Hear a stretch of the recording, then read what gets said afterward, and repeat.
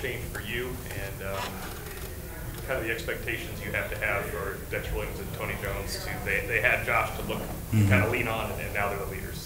The good thing about what we've done here, man, is we've trained a culture. So our culture doesn't change, even though our players do. So the expectations are still where they are. The guys still are knowing where they need to be, and the goal is always to strive to exceed expectations. So nothing has changed from a culture standpoint and an expectation standpoint. All that's happened is those two guys, along with Jameer Smith, are getting more opportunities to go out and play. Such a volatile position. I mean, it's a rare year where you're not going to get a guy to miss a game or something. Do you have to adjust at all because half of your room is going to be complete rookies going in, and you might need them sooner rather than later? You know what? Every year you need them all. You need every last one of them because, like you say, I mean, you have an ankle here, a groin tweak here, so we need them all. So the preparation is the same, man. Getting them all ready to go. Again, I've said this before. There's no way to prepare to be number two. So every one of those guys has the mindset from a preparation standpoint that he's preparing to be the starter, so that when his opportunity comes about, he's ready to take advantage of it. What have you seen from Jameer, just to start off with the young guy in the room? Just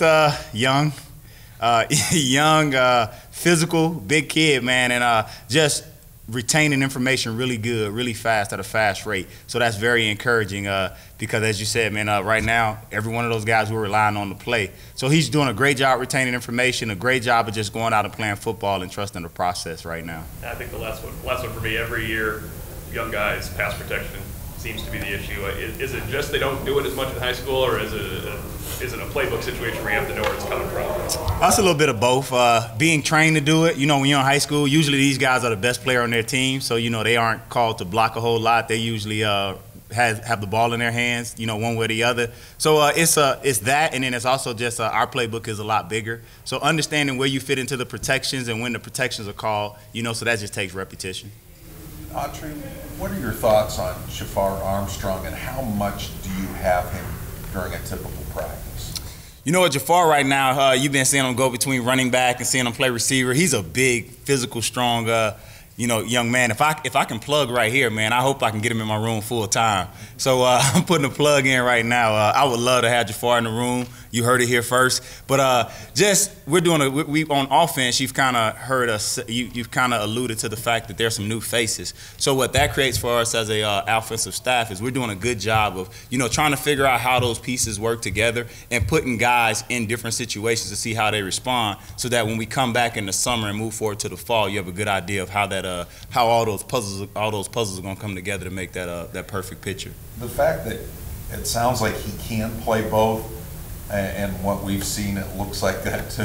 Does that give you some versatility in terms of formations and play calls and things of that nature? It does, and when you said that, I intentionally, you saw my smile, right? The fact that he can play both, you know, hint word on more running back, so let's keep plugging. Now, just playing. But the fact that he can play both, you can never have too many guys that can play multiple positions, right? We run a spread offense. It's about getting the best 5 guys on the field from those skill positions and just trying to threaten the defense with the best players as possible. So that's a bonus to us as an offensive unit. When you guys decided to give him a try at running back, I mean, did you kind of see that in him last year? Kind of like maybe with CJ Procise, or is it just you plug him in and you go, wow, I'm not sure that I was expecting that? No, you saw it. You saw it from the time he got here. I mean, he has big, strong hands. He can catch really well at receiver, natural catcher. Then with the ball in his hands, he's just a very strong runner. So you saw it from the time he walked on campus. Coach, sticking with the cross-training concept, Avery Davis, is he getting reps carrying the ball, or how is that all unfolding? What are you doing with him? Right now, again, we're just we're using the springs just to see, you know, to basically see what guys, to put guys in position to use their God-given ability. And Avery can run, he can throw. We know he knows the position from a quarterback standpoint. He can catch pretty well. So we're just really just trying to see what this offense is going to look like in regards to the different talent sets and the skill sets that we have available to us. And the same, does that go for Tariq Bracy or anybody else that might be thrown over? You know what? I can't speak. That's above my pay grade. So I'm going to stay right here at the running back. I'm going to deal with the guys that's in the room right now. But that'll be a great question for Chip Long, man. You need to write that down. Autry, Tony and Dexter last year probably had some high expectations. Things didn't work out. Now's their time. Have you seen them, their mentality change? Anything different about them heading into this year? Yeah, they're a year older. And as you say, they've gone through some adversity. I mean, I believe everything happens for a reason. You know, we were afforded a luxury last year for those guys. It wasn't a luxury for them, but we were afforded a luxury that when they went down, we were still able to pick up and run with it. They know how to respond to adversity now. They've been through it, you know. So they're a year older, they're a year more mature, and you can see it in their preparation. You can see it the way they attack the weight room. And we've talked about a lot of purposeful preparation in our room, you know. Preparing for, to play late into the season. You know, these aren't just spring reps. So I think what you're seeing with those guys is because they have that experience now, they're preparing with that intentionality. I think Dexter probably felt like he could play more and averaging 9 yards a carry. How do you tell the guy, look, we got to play within the system and with what we can do? Just say, hey, man, we got to play within the system and we got to do what we got to do. Yeah. Okay. How much did injuries curtail his ability to get on the practice field and prepare for games? I mean, obviously, if you look at Dexter, I mean, he's an explosive. Speed is his game, right? And he had a high ankle sprain, so obviously that's the most limiting ankle sprain you can have. I mean, it's the worst you can get. So from a speed standpoint, I mean, it was something that took away from his natural game. Did you ever have a high ankle sprain when you were playing here? Not when I was playing here. How would you describe Jameer Smith's skill set? Big physical back. Kind of a cross between speed and power. Catches the ball a lot better than I thought he would, and retains information really well. So very smart. His academic IQ and his football IQ are marrying up pretty well. I was going to ask you about that because on Saturday when we were here, I mean, he seemed to be, not every early entry freshman can be in the mix running with the first and second teams. And it looks like he has a good knowledge base of what you're trying to do. Yeah, he's doing a good job right now. I'm very happy with where he is. What's the key to keeping running backs healthy throughout the season? Seems like throughout, not just here, but everywhere, it's just always someone. Man, we gonna put them in like this glass bubble and just run them down the field. That's probably the key. But it's just really just getting guys. It starts in off season. Getting guys to prepare, and you got to be blessed too, man. Football is a violent sport. I mean, sometimes you can do everything you need to do, and it just does not work out. So you just got to be blessed, man, to be able to stay healthy and as a unit and as a team. It's a physical game. What are some examples of Dexter and Tony just being more maybe mature? I guess I think that was where you just said from last year. A perfect example is just having awareness of what's going on in practice. Knowing when to spell each other, knowing when Tony's gonna take 4 this time, maybe I'm gonna take 3, and just kind of playing off of each other in the ebbs and flows of practice. Without me having to tell them.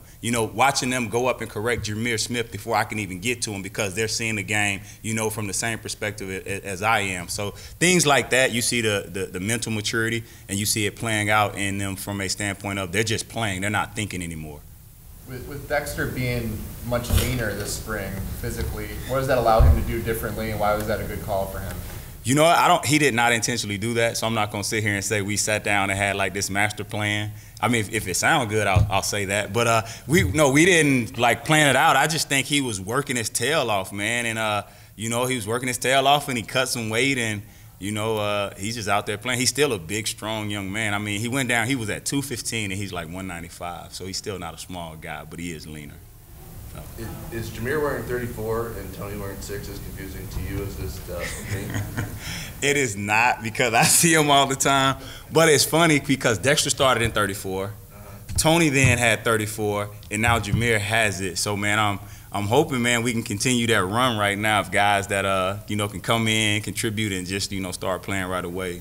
What does Dexter need to do to kind of embrace a bigger role and be able to be relied on maybe more consistently than he has in the past? Just do what he's doing right now. Come to work every day. Take it one day at a time. We can't get to Saturday before Friday. We can't get to Friday before. Just come to work every day and clock in. And what does Tony do that maybe sets him apart from the other guys in the group in terms of differences? He never smiles. He's like the angry man in the room. No, I was just playing. Nah, Tony's just. I tell you, the when we recruit guys, here it's with intentionality. So you want guys that bring different skill sets. You want a variety of different skill sets. So together, with all of them playing and contributing, you get everything you need covered. So just different guys, and we're blessed to have a variety of different skill sets.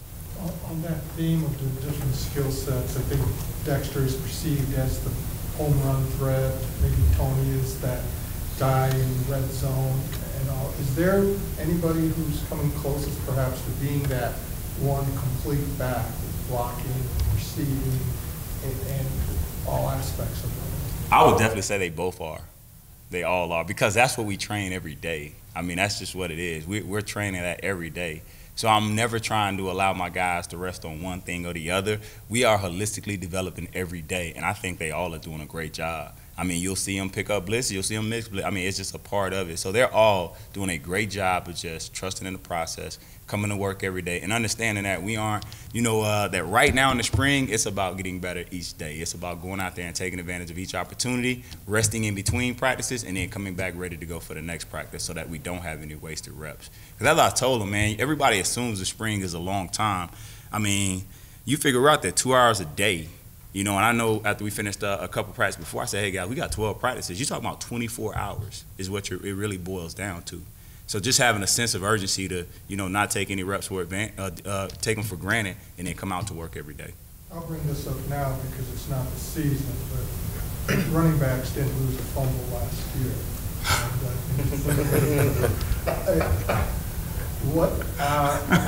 Is there any special emphasis that you've had, or do you guys talk about it weekly? We talk about it from a perspective that we don't do it. It's not allowed. And then we do a lot of ball security drills. But again, man, I've been blessed from that standpoint. Guys have bought into the process. We do drills for it, but at the end of the day, I challenge them the way I was challenged when I was here. And fumbling is a lack of courage. None of my guys want to be seen as a guy that doesn't have courage. So, we've been blessed that it's been working thus far. We expect it to continue. Anything else? Autry, Brian Polly mentioned the other day you helping out, doing some more recruiting work in the state of Georgia. What's it been like to get down in that state and see the talent they have there and being able to help out there? It's been fun. Georgia is very, you know what, it's funny because I'm from Florida, and there's a lot of crossover anywhere between Florida and Georgia. People have relocated, but it's been good, man. It's been really interesting, just different, from the standpoint of, when you're born and raised in Florida, right, it's the belief that football was created here. Anywhere else, they do not play football on our level. So, it's been humbling to see how good the talent is in Georgia and have to actually admit to it. So, no, but it's been fun, man. Recruiting is recruiting. It's relationships, As long as people know you care and you are sincere and, I give them the truth, man, and I allow them to choose. So that's universal. Actually, one more question about recruiting. You had a lot of success running the ball last year. Obviously you had a big offensive line award as well. Has that helped you out there? Have you noticed that that's opened some eyes of some backs out there? You know what? Recruiting is recruiting, man. Like I really haven't even thought about it. When I'm going out, it's about looking at a young man for what he brings to the table, and then trying to make sure that what we have and what we offer, that it fits. I spend very little time, kind of thinking about what we did last year. All right, thank you. Thanks, Autry.